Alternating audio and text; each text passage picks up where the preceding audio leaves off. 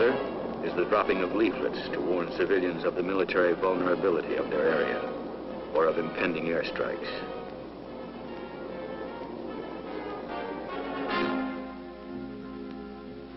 And still another is the use of broadcasts to warn villagers of ground operations. All such warnings, of course, must always be made with due regard given to the security and success of the mission. Và đừng đi ra khỏi nhà mình vì sẽ tai hại, rất tai hại đến cho mình. Và trong lúc chờ đợi xin đồng bào cứ ở yên trong nhà và sẽ có những thông cáo cho đồng bào. Xin đồng bào hãy tuân theo những thông cáo của. The villages have to be entered. They have to be searched and made safe. This remains an inescapable duty of war. But with careful plans made and executed, with every precaution taken that can be within the bounds of safety, and with every man aware of his own increased responsibility, it can be done with the least possible damage and danger.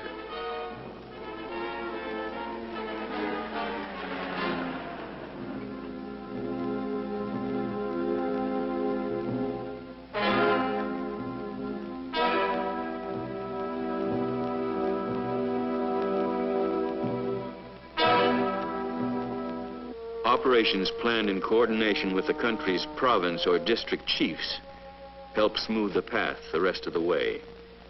For they can explain better than anyone else, at least in the beginning, that the Americans are here as friends. Quân đội Mỹ đến đây để giúp đỡ cho đồng bào. Vậy đồng bào phải ráng cố gắng để mà tỏ làm sao để xứng đáng với cái việc và người Mỹ đã giúp đỡ mình để mà as friends. That's how we come to the villages of Vietnam, how we must come if we're going to win this war.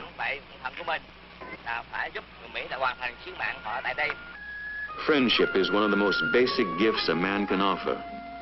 It is built on the desire really to know people. Look around you and look deeply to understand what Vietnam and its people are like. Vietnam is an old country with a recorded history that goes back more than 2,000 years. Its traditions and its customs are ancient and deeply cherished.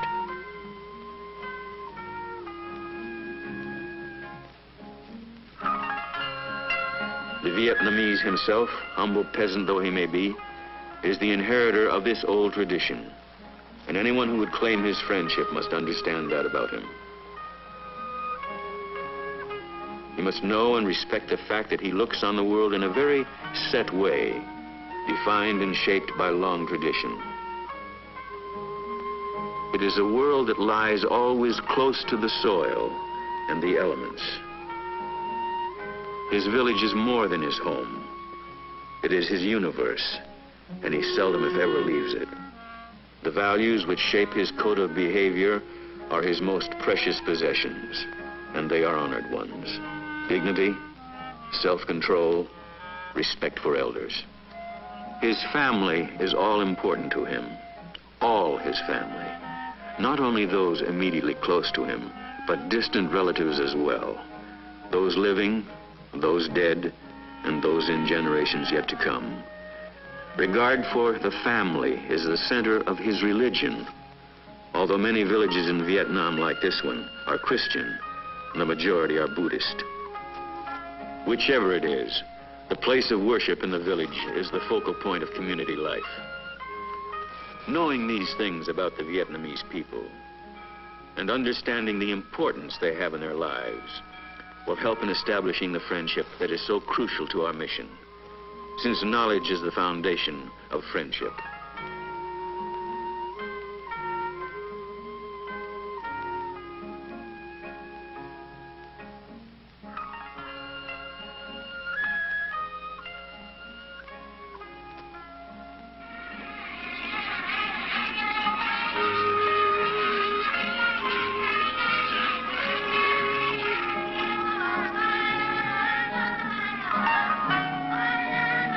But beyond endeavoring to know and understand the Vietnamese, there is much more we can do. Ready? One again, okay? One, two, three, four,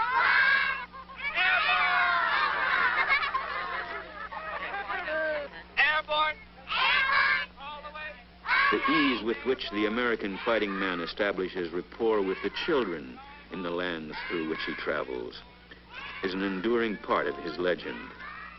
There is no mystery about it, for the hungry language of childhood is universal, and men at war have known for generations that candy and chewing gum bring smiles and warm the hearts of children in any land.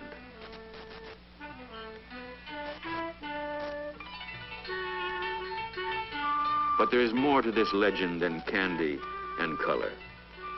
And every man knows it who has watched happiness brighten the eyes of a child as the result of his own effort.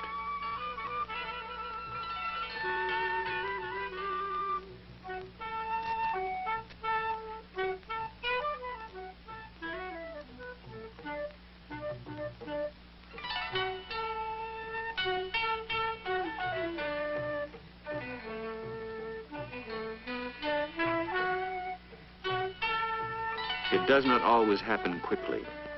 Even a child's friendship is sometimes slow to come.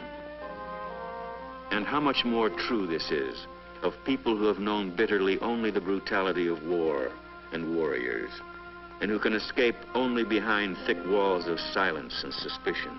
Their friendship is not obtained easily, but with patience and effort, it can be won. A civic action plan supports every military operation. Not because we believe that friendship has a price which we can pay with giveaways and handouts, but because we thus have the opportunity to show in a definite, tangible way that our interests really lie with the people and their problems.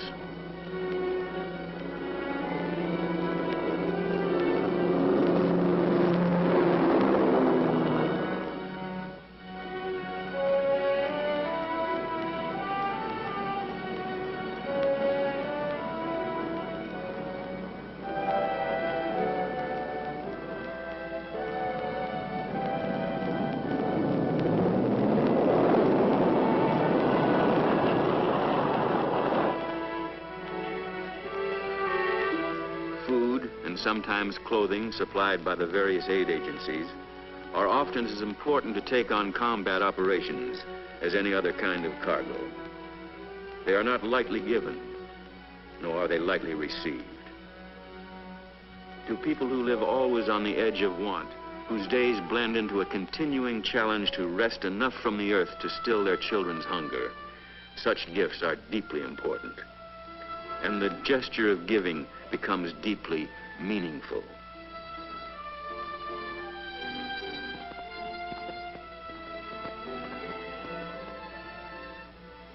To people whose lives are shadowed and haunted by disease, who must suffer pain and illness because no help for suffering is available to them, whose health and well-being are doomed to the harsh conditions of a harsh life, to such a people, the attentions of a military medical team are powerful symbols indeed of a desire for friendship.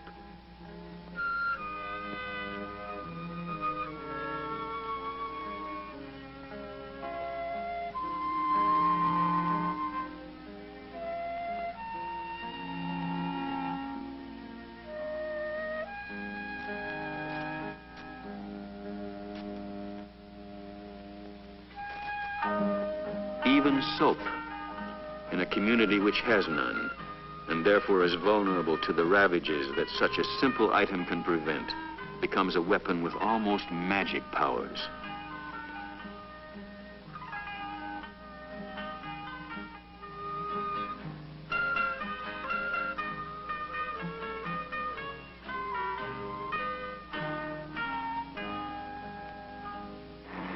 Every military unit has the capability of helping to improve a community in some way. Simple construction materials, for instance, and a little paint, and a few hours' work can pay rich and lasting dividends. Particularly work done side by side with the people themselves. For the Vietnamese people are both proud and industrious. They welcome our assistance, and together we can accomplish much. A new community meeting center.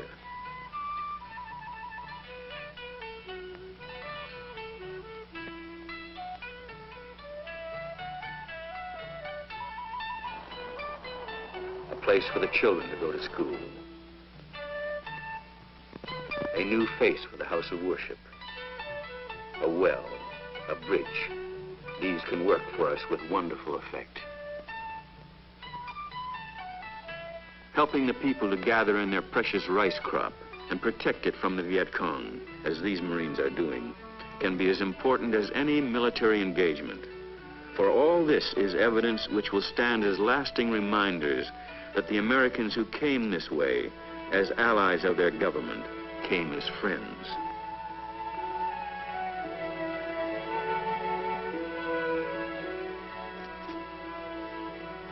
Establishing friendships in the villages of Vietnam can also produce tangible results. Intelligence information, for instance, which could save your life. The war we wage in Vietnam today is slow and hard and grinding. From the storehouse of our nation's power, we are bringing to it the might with which we can eventually destroy the enemy's strength.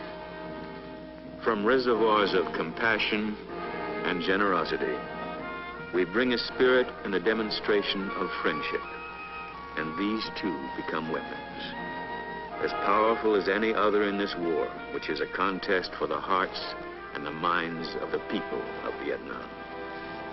They are weapons that will touch and stir the hopes of those through whose villages we travel, and when we pass on, will leave a deposit of warm feelings behind. A demonstration of the people's new appreciation for us in any one village cannot perhaps be taken too seriously. It may not mean that the village has been secured forever. The war is not that simple. But we must not falter. We must continue until the enemy is convinced his aggression will not pay. And hand in hand with the fighting in Vietnam, we must press ahead with the crucial task of helping to build a nation, all the way to the heart and soul of the smallest hamlet.